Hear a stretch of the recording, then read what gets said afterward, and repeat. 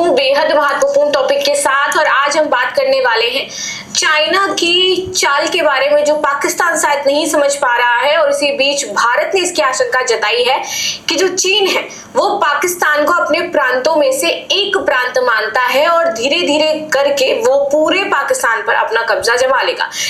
यानी कि जो हम अभी तक अलग देख रहे हैं पाकिस्तान एक देश के तौर पर, कुछ दिन बाद हम उसे चाइना के एक प्रांत के तौर पर देखने लगेंगे। और ऐसी आशंका कब जताई गई? तो जब ऑपरेशन सिंदूर हुआ तो उसके बाद कुछ ऐसी घटनाएं घटी जिससे ये पता चला कि जो पाकिस्तान की सेना है और जो पाकिस्तान के अदर जो इकोनॉमिक डिसीजंस होते हैं उसमें चाइना का बहुत बड़ा हाथ होता है।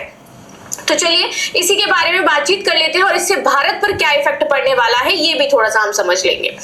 तो आज आते हैं हमारी न्यूज पर, लेकिन इससे पहले आपको बता दूं कि हमारे यहाँ जीन एक्सक्लूसिव ऑफर चल रहा है जिसपे सभी आपको ऑनलाइन डीएलपी पेनड्राइव कोर्सेज पर ऑफ मिल रहा है। आईएएस 140 दिन का ये प्रोग्राम होने वाला है। ऑनलाइन 5000 है और जो संस्कृति आईएएस के विद्यार्थी उनके लिए फीस बातचीत करते हैं। यहाँ पर पाक पर कब्जा कर लेगा ड्रैगन, डिफेंस एक्सपर्ट्स बोले पाकिस्तान को अपने प्रांतों में से एक मानता है चाइना। सो भारतीय सेना के deputy chief of army staff lieutenant general Rahul R Singh ने ये बयान दिया और एक कार्यक्रम था उसमें उन्होंने बोला कि ऑपरेशन सिंदूर से जुड़ी एक अहम बात सामने आई है कि इन्होंने कहा कि सैन्य कार्रवाई के दौरान पाकिस्तान को चीन से भारत के मूवमेंट की लाइन ऑफ जानकारी दी जा रही थी और तुर्की द्वारा ड्रोन सहायता दी जा रही थी।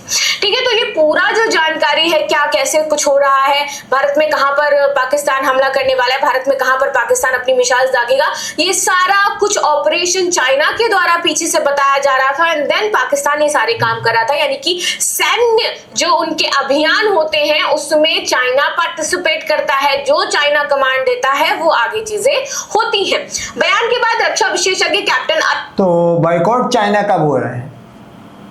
फॉर एग्जाम्पल अगर पाकिस्तान कॉलोनी है चाइना की तो फिर आप बॉयकॉट कब कर रहे हो चाइना का?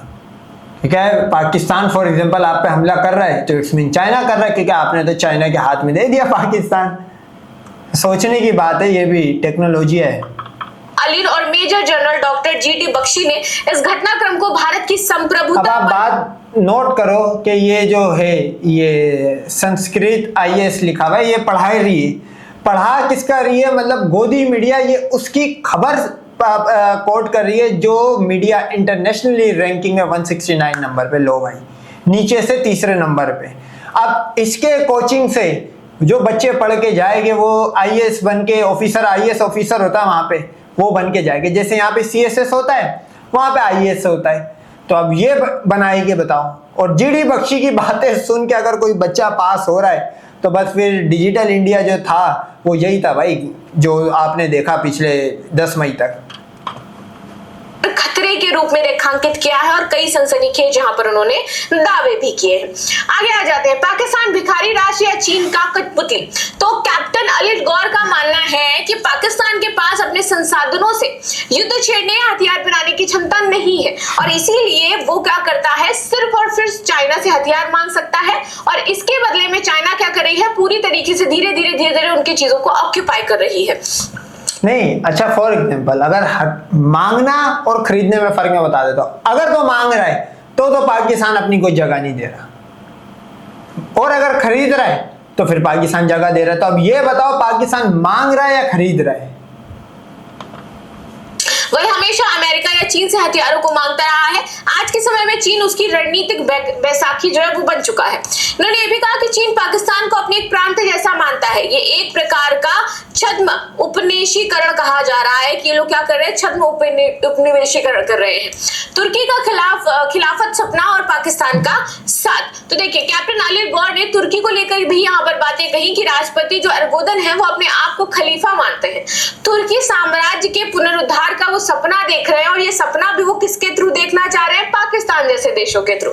लेकिन उनको पता है कि उनका पुनरुद्धार हो सकता है अगर चाइना। देखो भाई, उसने तो खिलाफत करी भी है, सही है, तुर्की ने ना ऑटोमन एम्पायर बनाया हुआ है। ये बताओ तुम्हारे 33 कोटी आए थे जिनका दुनिया में कोई नहीं मानता कि आए भी थे, और अगर 33 कोटी भगवान थे तो तुम बताओ तुमने आज तक क्या कहां अपना एम्पायर बनाया है? बताओ मुझे। टूटते टूटते टूटते आज इसके ये बड़े हालात है कि 17 स्टेट और अलग होना चाह रही है। कंप्लीट फेलियर है भगवानों का। मैं समझता हूँ राम बड़वे और सीता रंडी का कंप्लीट फेलियर है, क्योंकि आज तक ये एक एम्पायर नहीं बना पाए भाई। कोई मुसलमान आ रहा है, कोई गोरा आ रहा है, कोई अरब आ रहा है, कोई तुर्क आ रहा है। सबसे पहले तो अफगानी आया था गोरी, पृथ्वीराज चौहान को घोड़े की गांड पे बांध के ले गया था। लो भाई, तो वो तो तुर्की जो है वो तो एक बार अपना सपना पूरा कर चुका है। तुम्हारा सपना कहाँ है भाई? जैसे तुम्हारे भगवान नकली थे ना, ऐसे तुम्हारे नकली सपने भी नकली है। थोड़ा बहुत उन पर सर पे हाथ रख दे, क्योंकि उसके पास वो कैपेबिलिटी है। बट इन्हें ये नहीं पता है कि चाइना अगर हाथ रखेगा तो ना जाने कितनी सारी चीजें वो अपने उन्हीं हाथों से खींच करके अपने देश भी लेके चला जाएगा। इस्लामी देशों में वर्चस्व के लिए तुर्की पाकिस्तान जैसे जो देश है इनकी सैन्य और तकनीक का उपयोग करना चाहता है। वो चाहता है कि पाकिस्तान एकदम हमारे सपोर्ट में आए और पाकिस्तान से हम अपने क्षेत्रों में प्रभाव को स्थापित करेंगे, जबकि उन्हें ये नहीं पता है कि पाकिस्तान के पास अपना कुछ है ही नहीं। चीन की चाल और भारत की चुनौती। लेफ्टिनेंट अब आप बात नोट करो। अब इस सेंटर से या इसको अगर कोई बच्चा एज अ नोट सीखे, नोट्स नहीं, ये तो गोदी चूरन बेच रही है, इस सेंटर के नोट्स पढ़ेगा, क्या वो बच्चा इंटरनेशनली किसी भी प्लेटफॉर्म पे वो क्या लिख के आएगा? वो यही लिख के आएगा पाकिस्तान, तुर्की, चाइना, गोदी मीडिया, भारत माता, सीता माता, यही लिख के आएगा, क्योंकि संस्कृत IAS इसका नाम है। अब ये टेस्ट जहाँ पढ़ाई लिखाई होनी चाहिए थी, जहाँ जियो पॉलिटिक्स समझानी चाहिए थी, वहाँ पे ये अपना चूरन बेच रहे। तो ये आप नोट कर सकते हो कि ये गोदी जो सेटअप है ये कितना इन्फिल्ट्रेट कर गया इनके सिस्टम में, कि इनकी पढ़ाई भी अब इससे खराब हो रही है। राहुल सिंह ने बताया कि भारत जो है वो चीन की गतिविधियों पर बारीकी से नजर रखता रहा है, लेकिन जो चीन है वो हमसे ज्यादा चालाक निकला।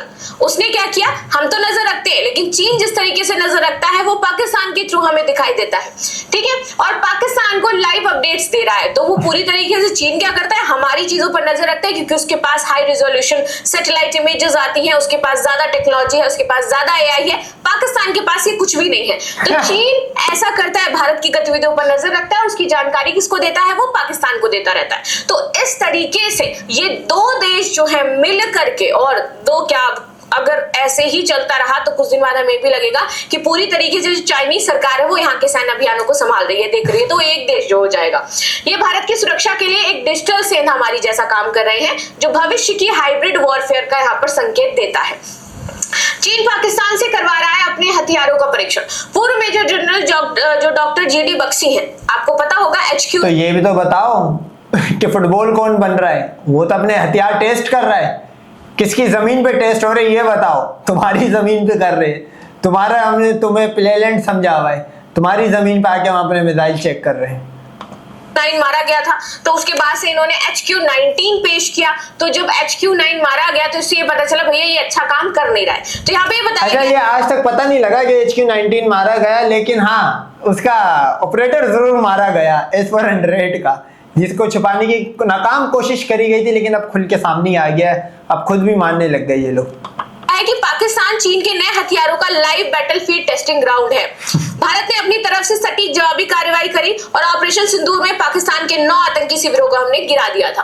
भारत की प्रतिक्रिया, संयम या चूक, ये भी समझते हैं थोड़ा सा। देखो, डॉक्टर बख्शी है, इनका मानना है कि भारत ने युद्ध को समय पर समाप्त कर रणनीतिक संयम दिखाया है। अगर भारत 1-2 दिन और ऑपरेशन बढ़ाता तो पाकिस्तान के और आतंकी नहीं, बख्शी ने ये बात बोली तो अब मैं आपको बताता हूँ किस लेवल का, मतलब मोदी का कुत्ता है या गोदी मीडिया का, ये गोदी है का।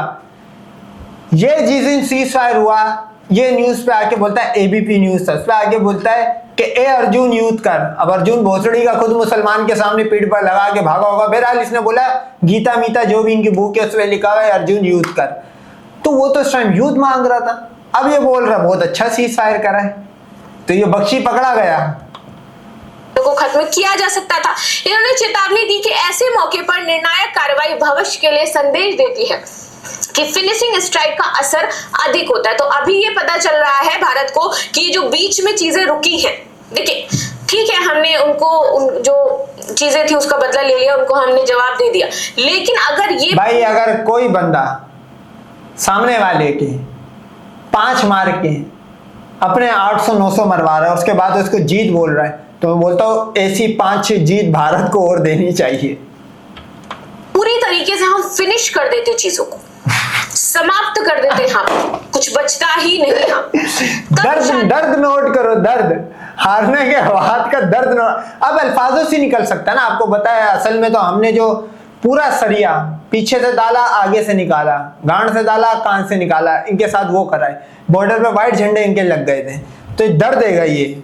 अब बताओ ये नोट्स पढ़ा रही है, ये बच्चे पढ़ेंगे, इसके बाद पेपर देंगे, गवर्नमेंट का पेपर दे के आएगी, तो फिर वो बच्चा फिर इसी तरह का ही पैदा होगा जैसे बॉर्डर पे इनके फटे हालात है। आज तक ये जो इंजन नहीं बना पाए वो इसी पढ़ाई का नतीजा है। जो क्वालिटी एजुकेशन है इंडिया की वो ये है भाई, ये है स्टैंडर्ड उनकी एजुकेशन का। वो जो प्रभाव है वो ज्यादा हमें देखने को मिलता, बिकॉज एट द एंड क्या मैटर करती है, आपकी फिनिशिंग स्ट्राइक मैटर करती है। भले ही आपने पीछे कितने भी किसी ने रन बना करके कोई चला गया हो, लेकिन लास्ट में अगर जीतने के लिए छक्का चाहिए और अगर वो मार दिया गया है तो ये आप मान के चलिए कि जो मैन ऑफ द मैच है वही प्लेयर माना जाएगा, चाहे किसी ने कितना भी योगदान क्यों ना दिया हो। तो बस फिर पाकिस्तान ने जाते हुए छक्का मारा है, क्योंकि हम लास्ट जो अटैक था वो पाकिस्तान ने करा था कितनी 36 जगहों पे, उसके बाद तो आपने सीज फायर कर ली। तो लास्ट जो छक्का मारा है 6 बॉलों पे 6 छक्के जो 36 बनते वो हमने मारे, उसके बाद तो अब मैच खत्म हो गया, हम जीत गए। तो ये है भाई साहब इनका फटे हालात, ये पढ़ा रहे।